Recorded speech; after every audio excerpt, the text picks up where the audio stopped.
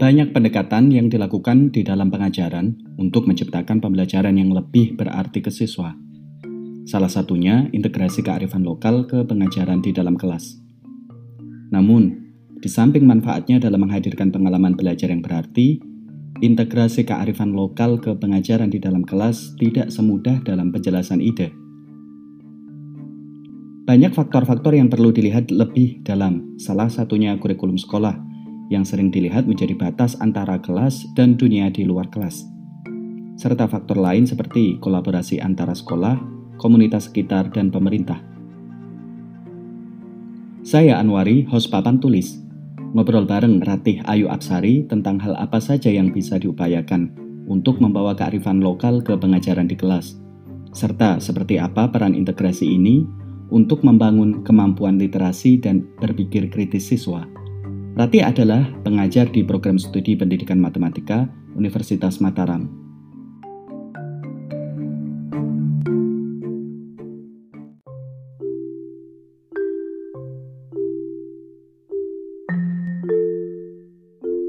Selamat datang di Papan Tulis, Mbak Ratih. Terima kasih. Nama saya Ratih, senang bergabung bersama Papan Tulis pada hari ini. Oke, sama-sama. Jadi teman-teman Papan Tulis, Mbak Ratih ini adalah dosen di jurusan pendidikan matematika dan menariknya Mbak Ratih punya riset atau penelitian yang mencoba untuk bridging atau menghubungkan antara kehidupan sehari-hari yang dialami oleh siswa dengan pendidikan matematika di kelas. Boleh cerita Mbak Ratih? Oke, jadi salah satu riset saya ketika menyelesaikan tesis itu terkait dengan penggunaan konteks menari yang biasanya kan waktu itu studi saya adalah untuk pembelajaran pola bilangan bagi siswa SD. Itu untuk mengembangkan pola pikir aljabar gitu. Biasanya aljabar memang dibelajarkan di SMP, tapi kami start di SD, membelajarkan cara berpikirnya dulu, tapi tidak membelajarkan simbol variabel X, Y yang seperti itu. Nah, kami mulai penelusuran pola itu dengan menggunakan konteks tari, formasi tari yang ada di Indonesia. Jadi biasanya kan anak usia SD itu ada pelajaran muatan lokal ya. Salah satunya adalah tari tradisional ataupun pencaksilat yang kayak gitu, martial arts.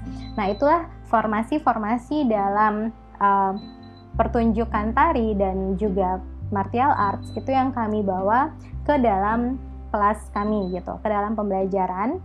Dan dari sana siswa diminta untuk mengaitkan pengalamannya ketika belajar tari, baik itu di sekolah maupun juga di lingkungan, karena di beberapa daerah terutama di Bali itu di setiap lingkungan tempat tinggal tuh biasanya ada komunitas-komunitas yang menyediakan pelatihan khusus untuk anak-anak dalam belajar tari. Nah, dari sana akhirnya siswa itu merasa kalau ternyata matematika itu bisa sangat dekat ya dengan kehidupan sehari-hari kita kayak gitu.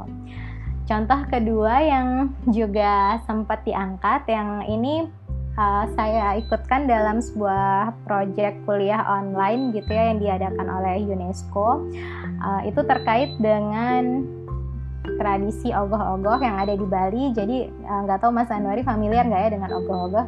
Teman-teman Papan Tulis, ogoh-ogoh itu adalah seperti apa ya? Dia itu yang seperti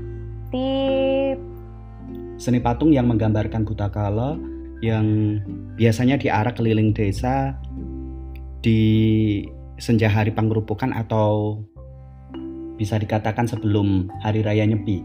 Benar nggak? Betul sekali. Ya, betul. Yang diarak sebelum hari raya Nyepi. Jadi kalau misalnya teman-teman browsing ogoh-ogoh gitu akan muncul dia bentuknya biasanya besar, terbuat dari either gabus, styrofoam atau juga bambu kayak gitu. Nah, biasanya itu dibuat secara kolektif, secara gotong royong oleh anak-anak dan juga remaja dan kadang orang dewasa pada suatu daerah gitu. Nah, biasanya juga ogoh-ogoh ini adalah suatu hal yang kompleks karena pembuatannya sulit, rumit, membutuhkan waktu yang lama, harus terampil dan menghabiskan waktu, itu yang terutama. Biasanya anak-anak itu dianggap tidak belajar karena habis waktunya untuk membuat ogoh-ogoh. Nah, dalam kuliah online yang pernah saya submit untuk UNESCO, suatu program dari UNESCO itu, saya angkat bagaimana kita menggunakan topik ogoh-ogoh dalam pembelajaran berbasis STEM. Jadi, kita menggunakan konteks ogoh-ogoh yang sangat familiar untuk siswa di Bali ya sebagai dasar dalam menganalisa apa yang terjadi, apa yang dilakukan orang ketika dia membuat ogoh-ogoh. Misalnya dari segi bahan pembuatannya, si ogoh-ogoh ini kan dulunya sebenarnya dibuat dari bambu, tapi kemudian seiring perkembangan zaman itu banyak yang menggunakan styrofoam karena mungkin lebih mudah untuk dibentuk dan kelihatannya lebih modern. Tapi pada akhirnya banyak orang yang kembali ke penggunaan bambu. Nah, itulah yang kemudian menjadi bahan diskusi. Menurut siswa, manakah kira-kira yang sebaiknya digunakan, styrofoam atau bambu gitu. Dan kita akan melakukan kajian dari segi environment dan juga dari segi sains, kenapa kemudian kita condong pada salah satu bahan pembuatnya, yaitu bambu ataupun styrofoam gitu. Jadi di sini kita akan siswa membuat judgement, evaluasi mana bahan yang kira-kira ramah lingkungan, tidak membawa lebih banyak limbah ke masyarakat, mana yang lebih sesuai dengan tujuan pembersihan. Jadi kan ogoh-ogoh itu diarak keliling daerah di Bali itu dengan tujuan untuk membersihkan dunia gitu ya dari segala kekotorannya. Nah, mana yang lebih sesuai dengan tujuan itu ditinjau dari bahan pembuatan yang digunakan. Itu baru dari satu aspek, dan kemudian nanti kita juga akan membahas bagaimana ogoh-ogoh itu dibuat dari segi engineeringnya gitu. Karena ogoh-ogoh ini pada perkembangannya dia menjadi sangat futuristik, sangat sophisticated, banyak misalnya diisi lampu gitu ya. Jadi pastinya di situ ada rangkaian listrik karena kan dia tidak dicolok kabel tertentu gitu ya. Jadi supaya bisa diarak tentunya dia semuanya wireless gitu. Kemudian juga kadang ogoh-ogoh itu ada yang bisa bangkit, jadi bentuk awalnya misalnya tiduran terus nanti bisa jadi diangkat naik gitu, ataupun sebaliknya dari berdiri nanti jadi jongkok dan seterusnya. Jadi itu menyimpan, jadi walaupun kelihatannya kan main-main ya membuat ogoh-ogoh gitu, seperti kegiatan yang benar-benar terlepas dari kegiatan belajar kita di sekolah gitu, seperti hanya menghabiskan waktu, seperti hanya menghabiskan tenaga, uang, pikiran gitu. Padahal sebenarnya untuk tujuan bermain gitu. Padahal sebenarnya itu kita ada banyak nilai yang bisa kita angkat dan bisa kita kaji bersama di kelas. Nah, itulah yang menjadi salah satu highlight point saya dalam penyusunan kegiatan belajar berbasis STEM itu, Mas Anwari. Jadi harapannya adalah walaupun tidak komunitas spesifik tertentu, tapi itu adalah hal yang dekat dengan kehidupan siswa dan bagaimana peran lingkungan itu mengajak siswa bersama-sama mengarahkan siswa untuk jadi tidak hanya selesai ogoh-ogohnya atau selesai pertunjukan tarinya, tapi di luar itu apa yang bisa kita ambil dan kita tarik benang merahnya ke pembelajaran gitu, Mas. Salah satu isu penggunaan potensi lokal ke dalam pengajaran itu biasanya kan berkaitan dengan penyesuaian kurikulum yang digunakan di dalam sekolah. Tahapan atau langkah-langkah apa yang bisa dilakukan untuk menyiasati isu ini, Mbak Ratih? Ya, sangat setuju dengan yang disampaikan Mas Anwari. Jadi kita sering sekali terkendala dengan kurikulum.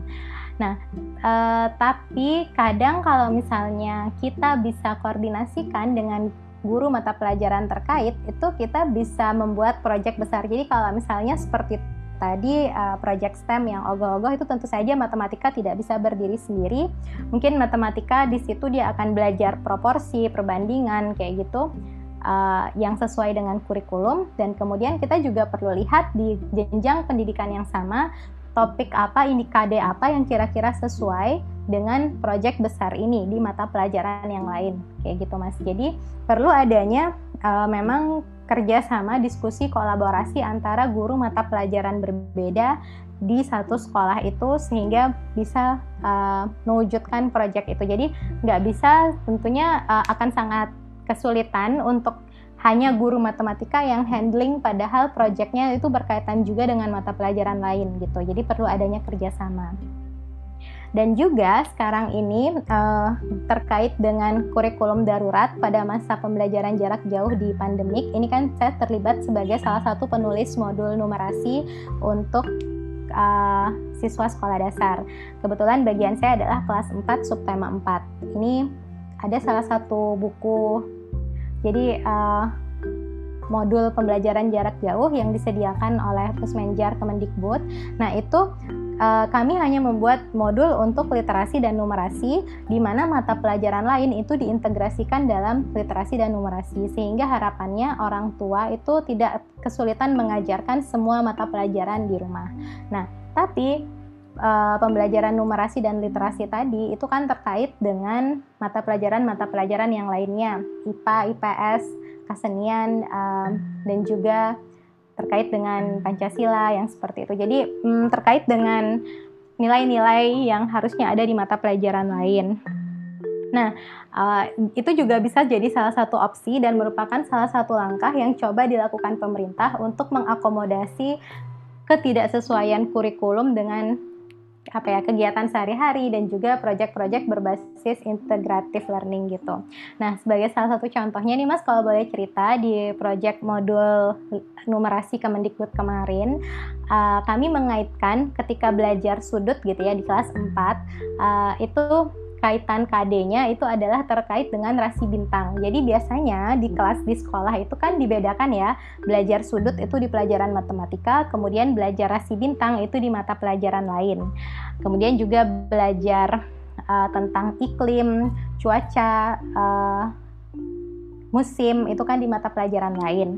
Nah, sekarang itu terintegrasi menjadi satu. Jadi tugasnya, jadi materi belajarnya waktu itu adalah meminta siswa dan ditemani dengan orang tuanya untuk melakukan pengamatan pada bintang di langit pada suatu malam gitu.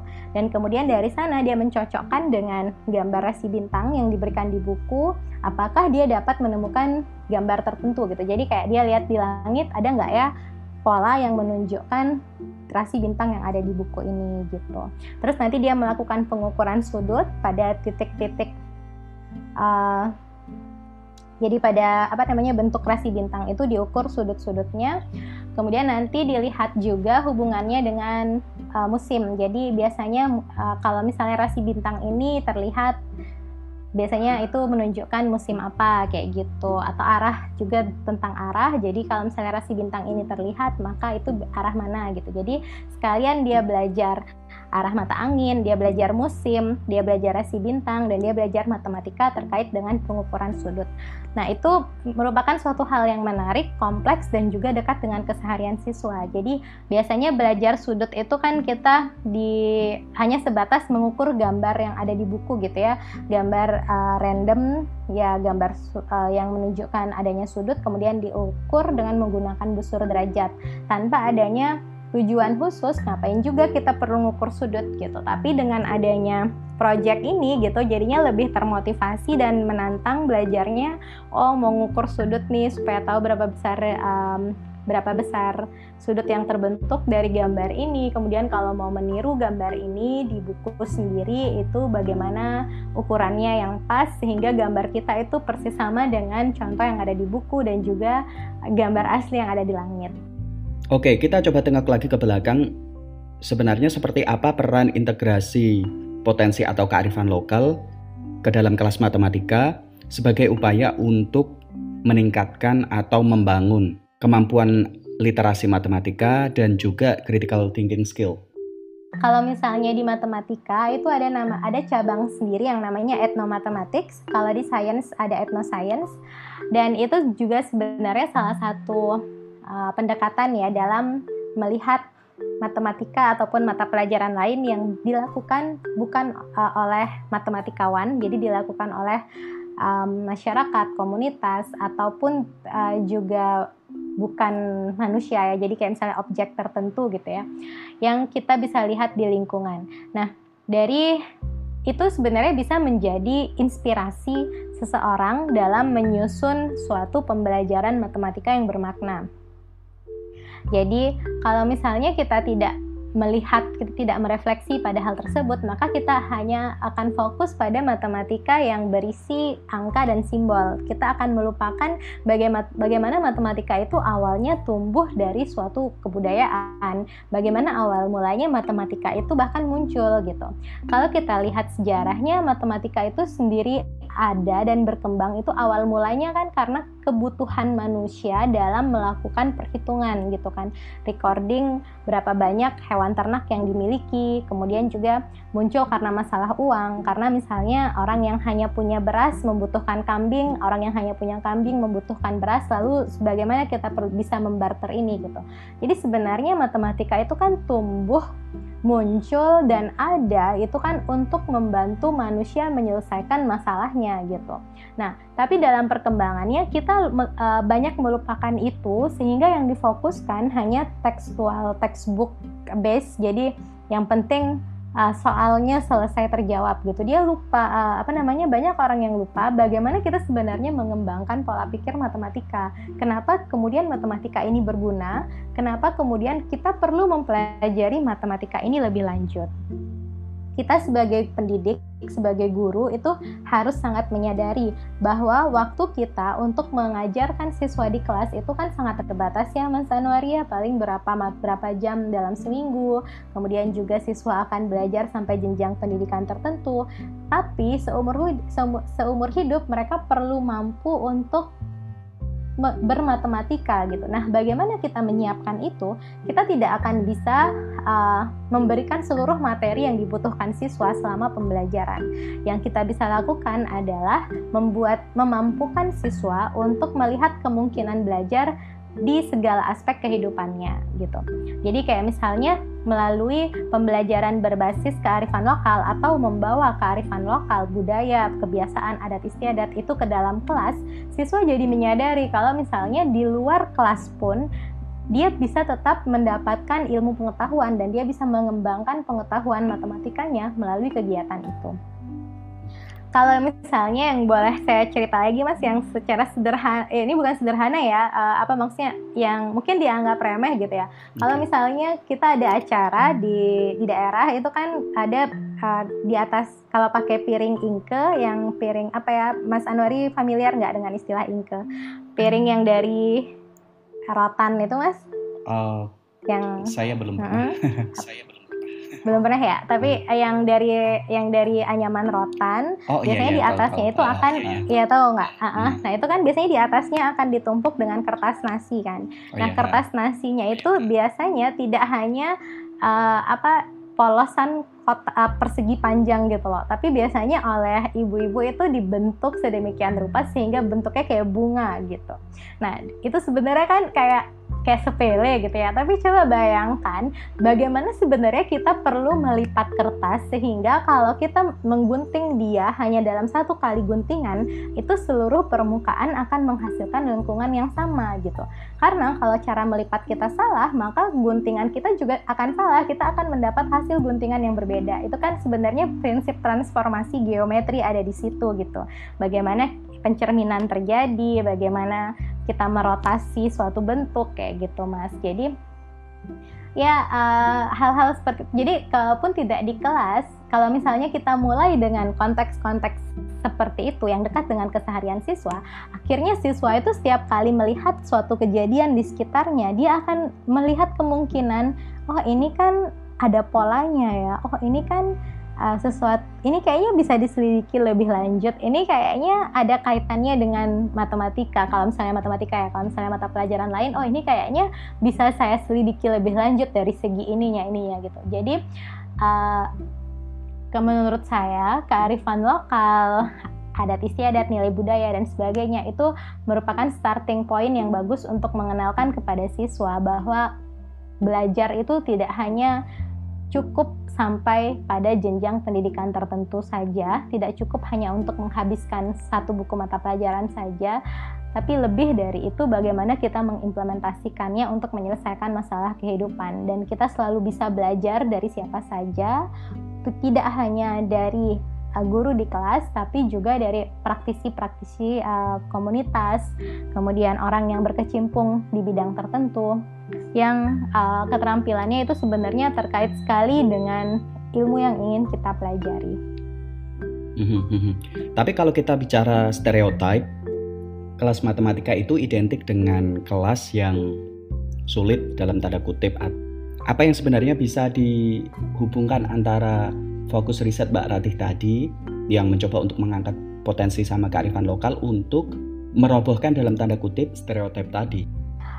Jadi kalau misalnya kita ngomong equal chance to learn mathematics, kita perlu mengubah stigma tadi bahwa matematika itu hanya pelajaran yang sangat sulit, yang hanya bisa dipelajari oleh orang-orang tertentu saja, itu menjadi matematika yang mungkin ada di sekitar kita dan sangat mungkin dipelajari oleh kita gitu, oleh siapapun kayak gitu Mas. Nah, menjembataninya yang kayak tadi misalnya dengan memberikan contoh-contoh tadi yang dekat dengan keseharian dan dilakukan oleh non-mathematician gitu ya, kayak misalnya tadi bagaimana ibu-ibu di pedesaan bisa menyiapkan kertas nasi yang sedemikian rupa yang menerapkan prinsip transformasi geometri, formasi tari yang menyerupai pola bilangan, ogoh-ogoh yang ternyata menyimpan nilai STEM yang sangat tinggi. Dan kalau saya sering cerita juga itu kalau di olahraga juga ya, bagaimana seorang pemain basket itu bisa tahu model lemparannya. Jadi akan berbeda orang yang mau melempar bola dengan tujuan untuk passing ke temennya, dengan tujuan bolanya itu akan terlempar lurus ke depan, dengan yang harapannya adalah membentuk kurva parabola. Mas Anwari bisa membayangkan? Ini soalnya nggak ada tidak bisa on kamera, jadi nggak kelihatan ya kalau saya praktekkan. Tapi saya nggak bisa main basket, tapi saya bisa membayangkan bagaimana kalau kita melempar bola dengan tujuan bola itu melenting ke atas. Jadi nanti lintasan yang terbentuk itu adalah parabola, kurva.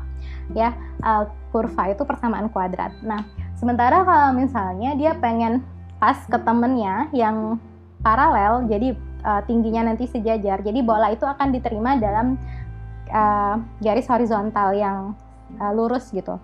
Jadi bagaimana dia meletakkan tangannya, di mana dia meletakkan tangannya, setinggi apa, dan bolanya di bagian mana dari tangannya, itu kan sangat berpengaruh karena beda cara melempar, beda hasil lemparannya gitu.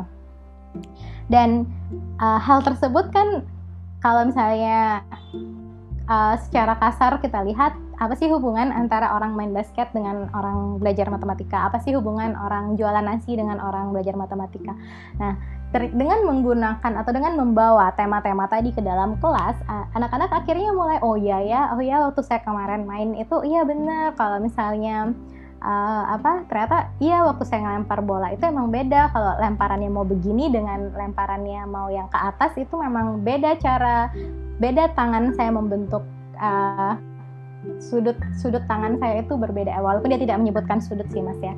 Jadi kayak gerakan tangan saya itu beda kayak gitu, nanti hasil bolanya juga beda. Nah, dari sana itulah peran guru kemudian yang membawa kalimat-kalimat siswa yang kalau misalnya saya ngomong karena saya orang matematika, jadi kan sudah otomatis ya di pikiran saya itu sudut yang terbentuk di tangan, ketinggian tangan gitu. Padahal kalau anak yang bicara mungkin bahasanya tidak seperti itu gitu. Dia akan bahas cara melemparnya secara informal, secara pengalamannya dia. Nah, fungsi pendidik, fungsi guru di sini adalah menjembatani kedua bahasa itu. Jadi informal mathematics dengan formal mathematics tadi.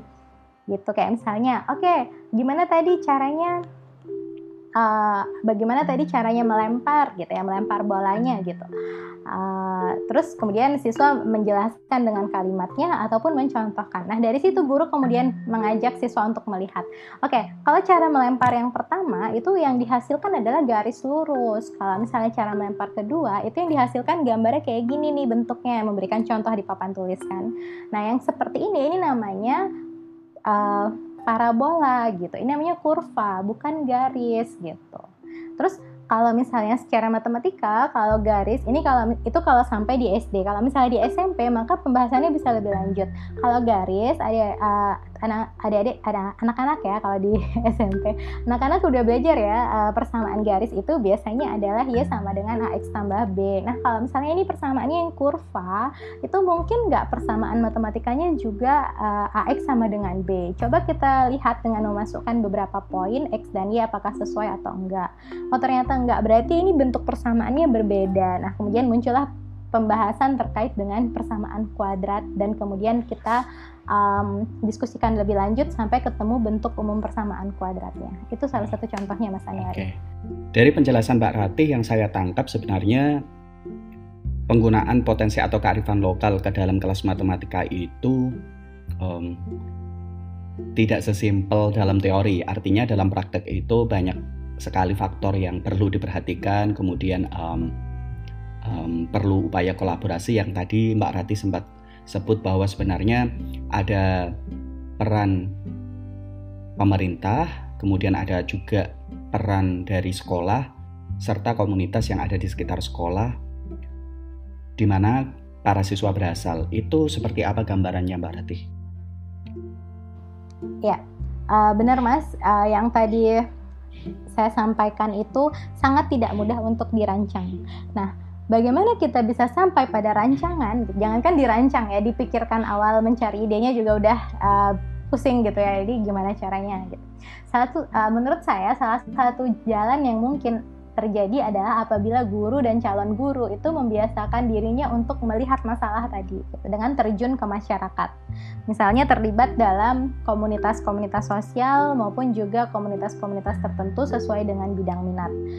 Kalau misalnya sekarang di program Kemendikbud yang baru itu kan ada Merdeka Belajar ya, kampus Merdeka. Nah itu memang diberikan chance kepada mahasiswa untuk belajar di luar kelasnya, apakah itu dengan magang industri ya, kemudian juga ada asistensi mengajar di sekolah dan magang di luar di sekolah. Kalau misalnya untuk guru itu juga ada magang di sekolah, kemudian ada proyek kemanusiaan di desa gitu ya, KKN integratif tematik seperti itu Mas, yang bisa kita optimalkan penggunaannya sehingga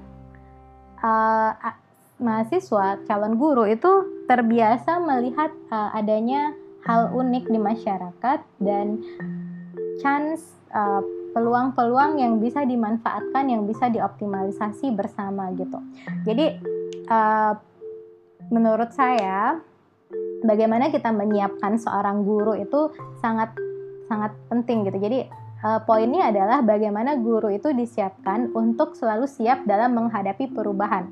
Jadi kita tidak akan bisa menyiapkan guru untuk tahu segala hal karena rapid change sekarang ini udah banyak banget ada perubahan, ada banyak sekali ada informasi yang bisa kita lakukan. Karena kalau saya kan juga mengajarnya untuk calon guru ya. Jadi yang bisa saya lakukan adalah mempersiapkan mahasiswa kami bagaimana supaya mereka itu bisa mandiri dalam belajar, paham bahwa dia belum paham gitu. Jadi kalau dia belum paham, jadi dia tahu kemana dia harus mencari tahu.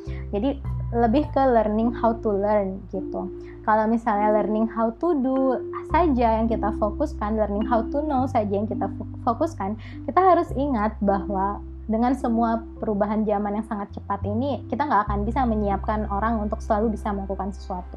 Tapi kalau dia tahu cara belajar, maka dia akan mampu untuk memampukan dirinya untuk mencari tahu dan melakukan itu nantinya gitu. Salah satu caranya tadi ya, kalau dari segi birokrasi itu sebenarnya sudah dibantu dengan program kampus Merdeka Belajar yang bisa dimaksimalkan oleh mahasiswa. Itu salah satu programnya kan bisa juga pertukaran pelajar ke kampus lain dengan mengambil mata kuliah yang kira-kira relevan tapi tidak ditemukan di kampusnya sendiri gitu ya, tapi relevan untuk mendukung pembelajarannya, dan juga ada juga yang lintas program studi gitu. Jadi misalnya kalau dia calon guru matematika tapi tertarik untuk belajar basic science dan kemudian dibuka ada peluang untuk belajar sains dasar, baik itu di jurusan fisika, kimia, ataupun biologi, itu bisa sangat baik sekali dicoba sehingga dia juga punya basic yang cukup untuk memasukkan tema-tema itu nantinya ke dalam pembelajaran yang dia susun. Kayak tadi kalau mau belajar STEM, Kalau contohnya yang ogoh-ogoh tadi, tanpa pemahaman sains dasar terkait dengan biologi dan lingkungan, kemudian kimia, kalau kita ngebahas unsur-unsur kimia yang terlibat di ogoh-ogoh tadi dan sebagainya gitu, itu kan juga akan sulit dilakukan kan. Jadi walaupun kita kolaborasi dengan guru, awalnya sekali akan sangat baik kalau kita juga punya beberapa basic yang bisa membuat kita aware bahwa masalah ini bisa kita tinjau dari sisi A, B, C, D kayak gitu, Mas.